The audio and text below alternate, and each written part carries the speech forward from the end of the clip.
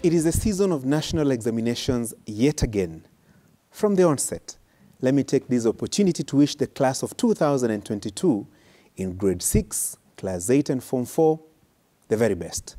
And let me borrow from the parliamentary practice where one is required to disclose their interest in any matter that is the subject of discussion. My daughter Sandra is a candidate in this year's Kenya Certificate of Primary Education, KCPE. So I have an interest there. Like any other parent, I believe our children are well prepared for the national examinations. Let us allow them to do it in an environment of peace, tranquility, and confidence without interference.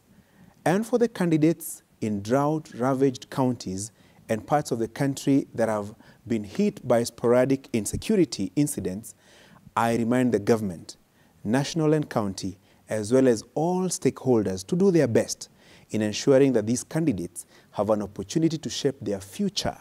Now, every examination period, one subject of discussion is the cheating menace. This is often coupled with cases of examination leakages, but often it is the candidates that suffer with their results either withheld or cancelled altogether. But tonight I want to pose a question. Who are the real examination cheaters? I dare say it is not the candidates. Leakages, in my opinion, are an expensive affair.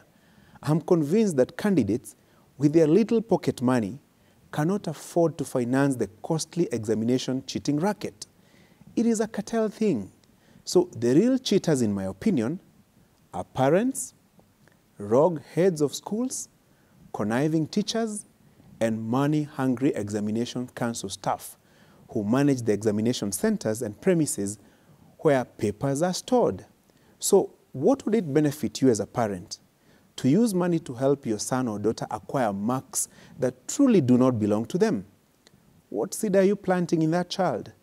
And what moral authority would such a parent have in condemning corruption in government? What is there to gain for a school head who colludes with other criminals to leak examination papers to aid candidates in acquiring marks that do not belong to them? So as the Education Ministry and the Kenya National Examination Council keeps an eye on students using shortcuts to get grades and marks that they do not deserve, I challenge the same relevant institutions to focus on the real cheaters. Here's my point. Let us allow our children to handle the challenge ahead of them on their own, and whichever grades they will achieve will be the fruits of their labor and a fair wage for their 6 years, 8 years, or 12 years in the academic journey.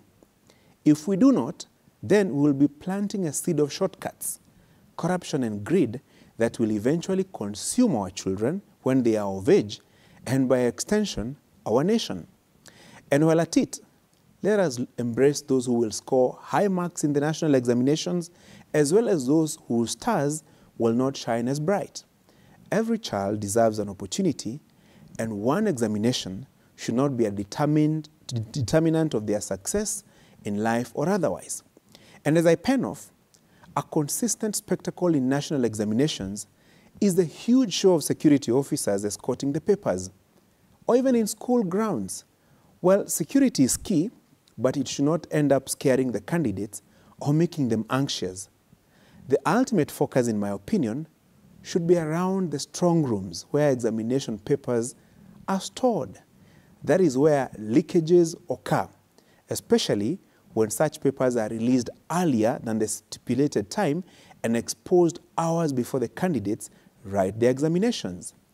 NEC has issued guidelines on this, with clear instructions for issuance of KCPE and Grade 6 Kenya Primary School Assessment KPSEA examinations will be issued from the containers at 6 a.m. and exams to kick off at 8:25 a.m. The KCSE examination papers are to be issued at 7 a.m. and the exams start at 8 a.m. The Teacher Service Commission, through its CEO Nancy Macharia, further directed that a ratio of 1 invigilator for every 20 students and 1 supervisor for every 200 candidates be adhered to. So let me once again wish our children the very best and God's blessings. To the adults, me and you, other than the invigilators and supervisors, let us keep off the exam rooms and the school compounds and allow our candidates wapambane na hali yao. That's my punchline.